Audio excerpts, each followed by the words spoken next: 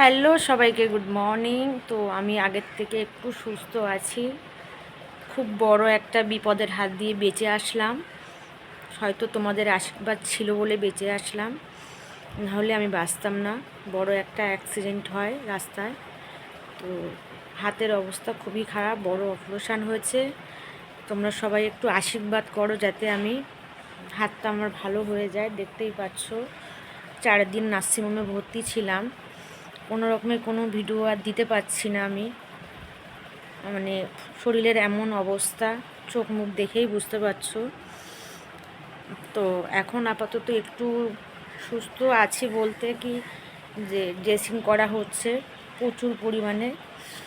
প্রায় 4.5 ঘন্টা ধরে অপারেশান হয়েছে। জানি না, হাতের উপর দিয়ে গেছে। একটা এমার্জেন্সি কাজে যাচ্ছিলাম উবের বাইকে। তো সবাইকে বলবো একটু বাইকটা মানে চড়বে যারা, তারা একটু বুঝেই চড়বে। নিজেদের লোক ঠিক আছে, কিন্তু বাইরের লোকের বাইকে চললে একটু বুঝেই চলবে। মানে কি বলবো, কপালে আমার ছিল বাইকটায় না চলাই বেটার, মানে জীবনটায় রিস্ক হয়ে যায়। আমি জীবনে বাইক চলি না, কিন্তু এখন কাজের সূত্রে উবের বাইকে যাওয়া হচ্ছে, কারণ বাসে গেলে দেরি হয়ে যায় বলে আমি একটু বাইকে গেছিলাম। তো আমার একটা বড় অ্যাক্সিডেন্ট হয়ে যায় লালবাজার। তো এই যে সেই অবস্থা। তো এই অ্যাক্সিডেন্ট থেকে বেঁচে গেছি, মানে বাসের তলায় আমার মাথা পড়েছিল। তো একটু মানে 1 সেকেন্ডের জন্য আমার মাথায় কিছু হয়নি, হয়তো মাথা পিষে দিয়ে চলে যেত। কিন্তু ভালো আছি এখন। হাতটা পুরো শেষ, হাতের অবস্থা খুব খারাপ। তো তোমরা সবাই একটু আশীর্বাদ করো যাতে আমার হাতটা সুস্থ হয়ে যায়। মরে গেলে তো বেঁচেই যেতাম, মরে গেলে মরে যাব, কিন্তু কারোর উপরে ডিপেন্ড করে বাঁচতে পারবো না। এই বিছানায় শুয়ে পড়ে বাঁচা তো ঠিক নয়। এটা খুব কষ্টের। ভগবান যদি নিয়ে নেয়, এক নিমেষে নিয়ে নেয়, কিন্তু অসুস্থ হয়ে পড়ে থাকা এর মতো জ্বালা আর নেই। তো সবাই একটু আশীর্বাদ করো। কালকে রথ, আমি তো আর বেরোতে পারবো না, আমার যা পজিশান।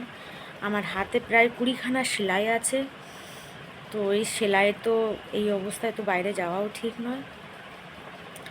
আমি 2 দিন হয়েছে বাড়িতে ফিরেছি, 4 দিন নার্সিংহোমে ছিলাম। তো সবাইকে একটু সাবধান করব। উবের বাইকগুলো খুব সাবধানে চলাফেরা করবে। মানে বাসে ট্রেনে যাও, কিন্তু বাইকগুলোতে খুব সাবধানে চলাফেরা করবে। মানে মানে একটু তাড়াহুড়োর জন্য আজকে আমার জীবনটা বেঁচে গেছে। আমি তো আর বাইকে উঠবো বলেই মনে হয় না যে আমি আর বাইকে যাব। আমার তাড়াহুড়োতে আজকে এই অবস্থা। যাই হোক, সবাই ভালো থাকবে, আর একটু আমার জন্য সবাই ঠাকুরকে ডাকবে যাতে আমি সুস্থ হয়ে যাই। দেখতেই পাচ্ছ মানে কি পজিশান আছে হাতে। যাই হোক, সবাইকে রথযাত্রার অনেক অনেক শুভেচ্ছা জানাই। তোমরা সবাই ভালো থাকবে, সবাই সুন্দর করে রথযাত্রা কাটাও।